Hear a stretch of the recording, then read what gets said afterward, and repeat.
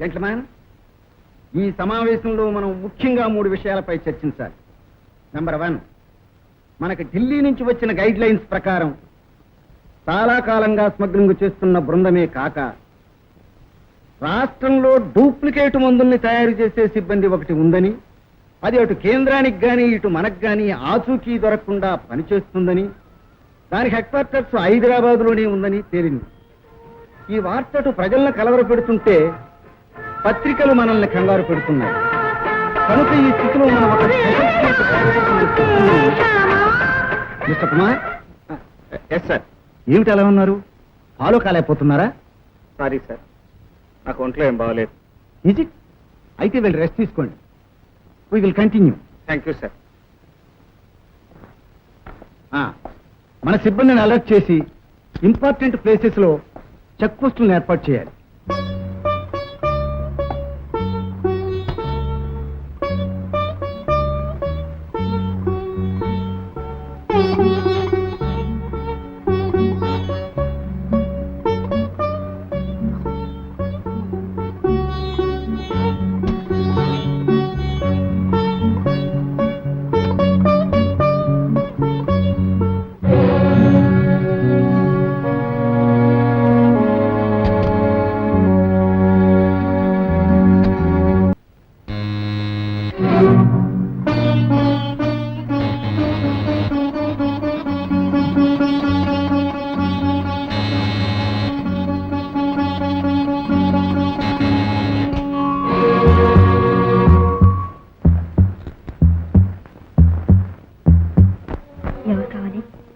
సావిత్రి కావాలి. ఇక్కడ సావిత్రి, సీత, సత్య, అరుంధతి లాంటి పతివ్రతలు ఉండే స్థలం కాదు. నేను మాయను. ఇది మాయా బజార్. కనుకనే ఈ మాయా బజార్ లో చిక్కుకున్న నా సావిత్రిని వెతుక్కుంటూ వచ్చిన ఒక పోలీస్ ఆఫీసర్. చెప్, నా సావిత్రికి ఏమైంది? ఎందుకు నన్ను కాదంది? ఎందుకు నాకు దూరం అయింది? నేను కల్లో కూడా ఊహించినట్లు కన్నీటిలో మునిగి పన్నీటిలో ఎందుకు తేలుతోంది? చెప్పు. సార్, ఇది పోలీస్ స్టేషను కాదు, నేను నేరస్తురాలను కాదు. మీరు అడిగే ప్రశ్నలకి సమాధానం ఇవ్వడానికి. నిజం చెప్పు. ఆనాడు చట్టానికి తప్ప కట్టుకున్న దానికి విలువ ఇవ్వలేని నాలాంటి పోలీస్ ఆఫీసర్ని చేసుకునే కంటే నిన్ను పువ్వులో పెట్టి పూజించగలవాడిని చేసుకుంటానన్నావు. కానీ ఇవాళ 10 మంది చేతుల్లోనూ పూబంతిలా ఎందుకు ఇలా నలిగిపోతున్నావు? నీతి, న్యాయం, ధర్మం అంటూ జీతం రాళ్ళు తప్ప మరేమీ సంపాదించలేని నాలాంటి పోలీస్ ఆఫీసర్ని కట్టుకునే కంటే పట్టపగలే ప్రజల్ని, ప్రభుత్వాన్ని దోచుకుని వాళ్ళ చేతనే పల్లకి పట్టించుకుని నిన్ను ఊరేగించగల ప్రజానాయకుడిని చేసుకుంటానన్నావు. కానీ నీ బ్రతుకునే పూల పల్లకి చేసి ఎందుకు ఇలా 10 మందిని ఊరేగిస్తున్నావు? కాకి బట్టలు వేసుకుని కంపుకొట్టే శవాల కాపలా కాసేనా లాంటి పోలీస్ ఆఫీసర్ని చేసుకోవడం కంటే సూర్యోదయం నుండి సూర్యాస్తమయం వరకు గులాముల చేత సలాములు కొట్టించుకునే రాకుమారుని చేసుకుంటానన్నావు. కానీ చమ్కీ బట్టలు వేసుకుని సూర్యాస్తమయం నుండి సూర్యోదయం వరకు రసికరాజులకు సలాములు కొట్టుకుంటూ గజ్జలరాలా బ్రతుకుతున్నావు. మాను తాను ఎండకు మాడి 10 మందికి నీడని ఎందుకు ఇస్తుంది? ఇష్టమే కాదు, ప్రత్యంతరం లేక. నువ్వు మానవు కాదు, మనసున్న మనిషి. లేదు కుమార్, నా మనసు ఎప్పుడూ చచ్చిపోయింది. అదే, నీ మనసు ఎందుకు చంపుకోవాల్సి వచ్చింది?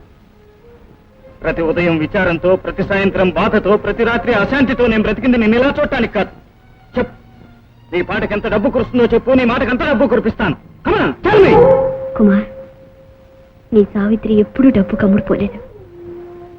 ఒక దౌర్జన్యానికి లొంగిపోయింది, ఒక దుర్మార్గానికి ఆహుతైపోయింది, ఒక అమానుషత్వానికి బలైపోయింది. అసలు ఏం జరిగిందో చెప్పు సావిత్రి. నీ బ్రతికెందుకు ఇలా బండలైంది? చెప్తాను కుమార్. నువ్వు ట్రైనింగ్ అయి రాగానే మనకు పెళ్ళవుతుందని, మన భవిష్యత్తు బంగారు టూయలవుతుందని ఎన్నో రంగుల కలలు కన్నాను. ఆ సమయంలో ఒక పశు నా బంగారు కళల మీద బురద చల్లాడు. నా బ్రతుకుని బూడిద పాలు చేశాడు. ఎవరు సావిత్రి? ఎవరా దుర్మార్గుడు? వాడే, ఆ మేకవన్న పులి గురునాథం గాడే. మా నాన్న చనిపోయిన రాత్రి కనీసం నన్ను ఓదార్చే దిక్కు లేక కుమిలిపోతూ నేను కుప్పకూలిన సమయంలో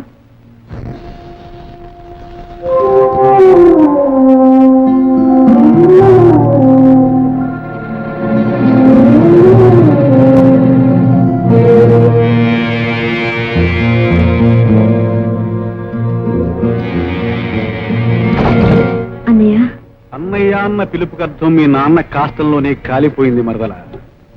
ఇన్నాళ్ళు మనకు అడ్డంగా ఉన్న ఆ ముసలాడు కొండెక్కాడు. ఇక మనం స్వేచ్ఛగా స్వర్గ సుఖాలను పేద్దాం. గురునాథం, తప్పు. గురునాథాన్ని కాదు, ఊరిలో నాథుడు. నిన్ను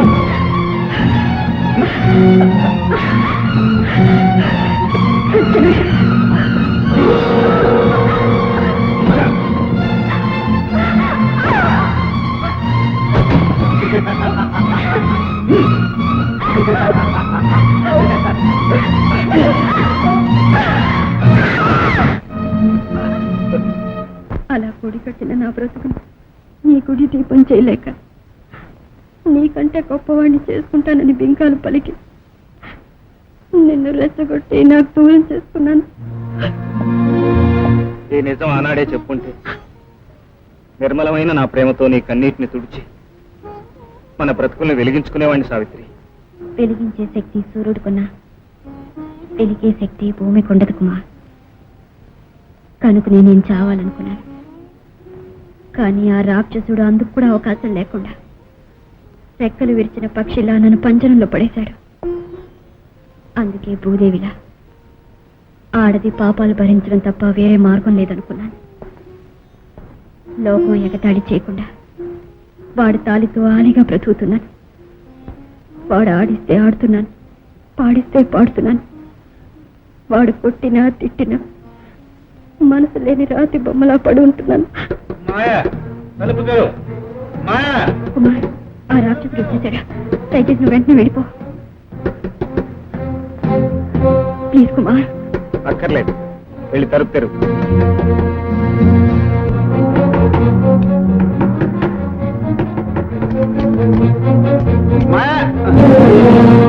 ఏం మాయలాడి, నేనే నీ పతిని బృహస్పతిలాగా చేతులు పడిపోయేలా తలుపులు తడుతూనే ఉన్నాను, కానీ తెరవలేదు. లోపల తారాశ శంఖం నాటకమైనా జరుగుతుందా? అవే మాటలా? అవును, నువ్వు సావిత్రివి గదు, అంటే పతివ్రతవి. అలనాడు సావిత్రి యముని వెంటబడి భర్త ప్రాణాలు సంపాదిస్తే, ఈనాడు నువ్వు యమకింకరుల వంటి రసికుల మధ్యపడి భర్త కోసం డబ్బు సంపాదిస్తున్నావు. ముమ్మాటికి పతివ్రతవే. నువ్వు ఎక్కువగా తాగున్నావు, వెళ్ళి పడుకో, తర్వాత మాట్లాడదాం. ఏడి పడుకుందాం అనకుండా పడుకో అంటున్నావు. నీకింకేమైనా పతివ్రత ప్రోగ్రాం ఉందా? ఎవరి కాకి బట్టల కస్టమర్? పోలీసా లేక పోస్ట్ మ్యానా? నా తాగుడు తెల్లారిపోను. పోస్ట్ మ్యాన్ అయితే గడప దగ్గరే ఉంటాడు, గదిలోకి వచ్చాడు కనుక పోలీసే అయి ఉంటాడు. అవునా మై డియర్ పతివ్రత? అవునండి, ప్రోగ్రామ్ ఫిక్స్ చేసుకోవడానికి వచ్చారు. ఏంటి, పోలీసు వాళ్ళు ప్రోగ్రాంకి వచ్చారంటే ఫ్రీ షో అన్నాయి ఉండాలి, లేక బెనిఫిట్ షో అన్నాయి ఉండాలి. సార్, తమరింతకి ఏ షోకి వచ్చా?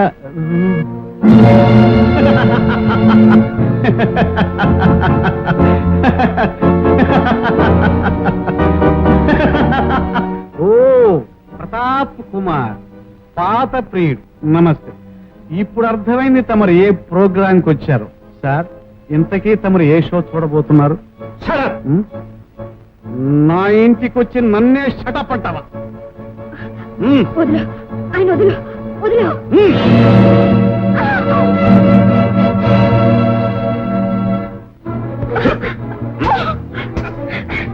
Gurunatham,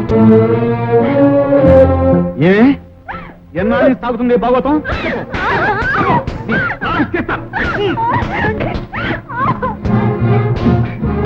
You bastard!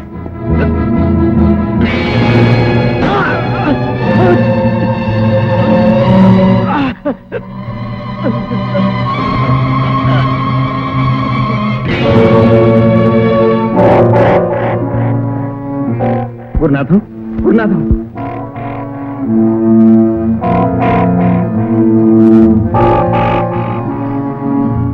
My God, he is dead. చచ్చిపోయాడా?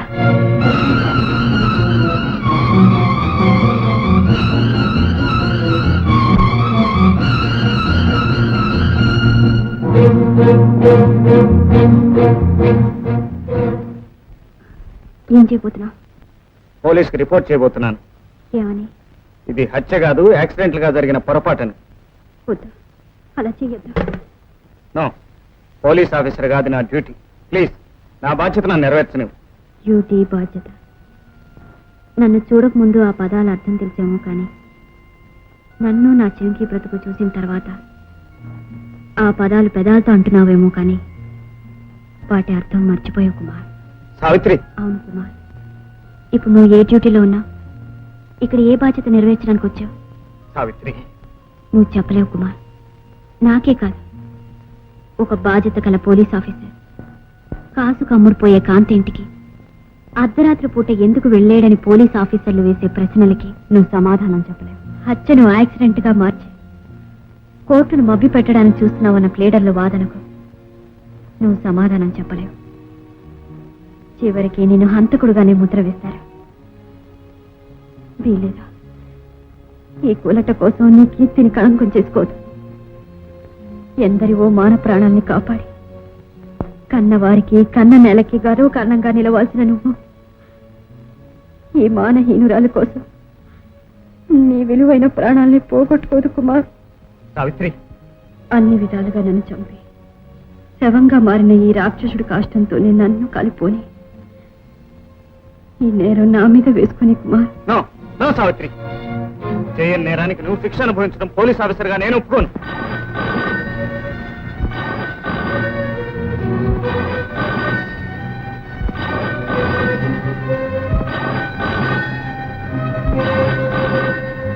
సరే, నువ్వు కూడా నాతో పాటు రా. ఎక్కడికి? ఎక్కడికో నేను ఇప్పుడు చెప్పలేను. పద.